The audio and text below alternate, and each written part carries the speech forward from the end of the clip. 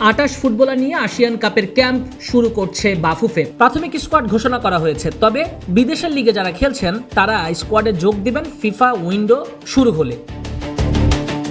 বাফুফে ঘোষিত আসিয়ান কাপের প্রিলিমিনারি স্কোয়াডে জায়গা পেয়েছেন মিতুল মার্মা, সুজন হোসেন, মেহেদী হাসান শ্রাবণ, আনিসুর রহমান জিকো, তপু বর্মন, শাকিল আহাদ তপু, বিশ্বনাথ ঘোষ, সাদুদ্দিন, তাজউদ্দিন, রহমত মিয়া, আবদুল্লাহ ওমর। স্যান্ডেলিনা সো, রূপচর্চায় আভিজাত্য। শাকিল হোসেন, ইসা ফয়সাল, জামাল ভুইয়া, সোহেল রানা সিনিয়র, সোহেল রানা জুনিয়র, মোহাম্মদ হৃদয়, শেখ মোরসালিন, কাজেম শাহ, রাকিব হোসেন, শাহরিয়ার ইমন, ফয়সাল আহমেদ ফাহিম, মঞ্জুরুর রহমান, মিনহাজুল করিম স্বাধীন, রফিকুল ইসলাম, মোহাম্মদ ইব্রাহিম, সৌরভ দেওয়ান, রাব্বি হোসেন রাহুল। আপাতত থমাস ডুলি প্রিলিমিনারি স্কোয়াড নিয়ে আসিয়ান কাপের প্রস্তুতি এগিয়ে নেবেন। পরবর্তীতে কমে আসবে ফুটবলার সংখ্যা। দক্ষিণ পূর্ব এশিয়ার দেশগুলোকে নিয়ে আগামী 24 সেপ্টেম্বর থেকে 4 অক্টোবর হতে যাচ্ছে ফিফা আসিয়ান কাপ।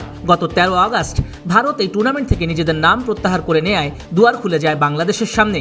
দক্ষিণ পূর্ব এশিয়ার 14টি দল নিয়ে দুটি বিভাগে প্রিমিয়ার ও চ্যালেঞ্জ ডিভিশনে হবে আসিয়ান কাপ।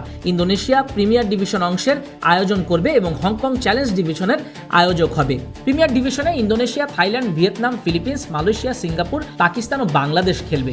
হামজা, সমিত সোম, ফারহান আলী জায়ানরা ফিফা উইন্ডোতে যোগ দিবেন দলের সঙ্গে, তাই তাদের আপাতত এই তালিকায় রাখা হয়নি। নাজমুস সাকিব, কালবেলা।